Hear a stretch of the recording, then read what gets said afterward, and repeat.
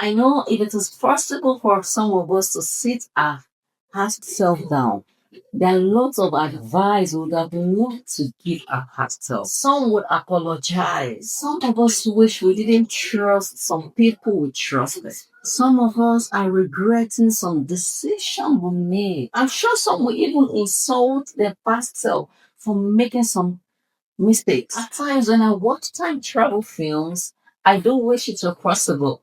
But you cannot go back to correct your mistakes, your error again. The deed is done. We cannot undo it. But we are here not to make such mistakes again, not to repeat such mistakes again. And the younger self, the past self I meant, isn't limited to when you were younger. Even yourself last year, last month, last week. So don't be hard on yourself. You are here right now watching this so you will not repeat that same mistakes again. My name is Edith Olaide Olade. I welcome you to Stay Dignified with Edith. So in today's video, I will talk on from regret to redemption, forgiving yourself and moving forward. If you haven't subscribed, please don't forget to subscribe and like this comment. Your like, your comment, your sharing goes a long way. Please support this channel, support me by doing that. Subscribe, like, comment, share. Thank you.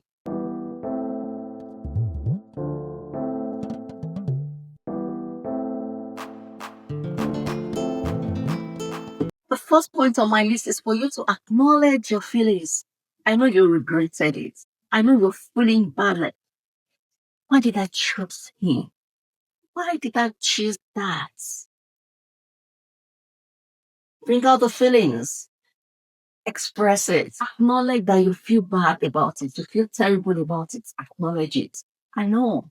I feel bad about it. You feel bad about it. Acknowledge it. Practice self-forgiveness. Forgive yourself. The Lord has forgiven you.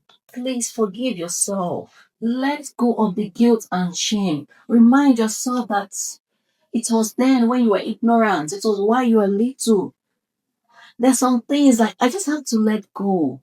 I had no control over it.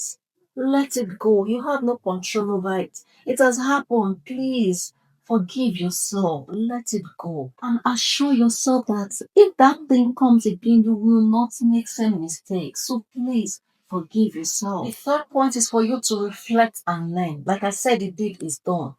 What about the lessons you picked from it? Learn from the mistake so you will not repeat it again. Learn to know how the mistake has shaped who you are.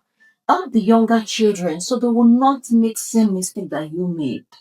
Let them learn from your experience. Another point is to write a letter to yourself or talk to yourself. It might actually look funny, but it works. Offer kindness, guidance, understanding.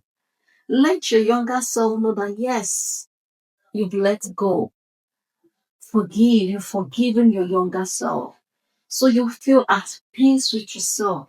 Even the people that committed the crime, the mistake you made, when you would see them, you would still not hold them accountable because you've let it go. Fifth point is to practice mindfulness. Focus on the present. Like I said, if you still dwell on the past, even the present will go and you lose more. So dwell on the present. Don't make the past mistake.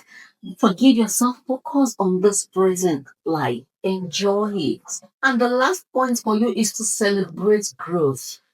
Thank God for who I am today. Thank God because I survived my past mistakes. There are many people that made same mistake, that committed same error, that are not alive to tell the story. So celebrate your growth. This is not who I am before. This is not who I used to be. Celebrate the growth. Thank God because you're alive to forgive yourself and not to repeat same mistake again. Acknowledge your growth and your progress since that mistake. Thank God for life. Remember, everyone makes mistakes and it is part of learning process. Treat yourself with kindness and compassion. Don't forget to forgive yourself.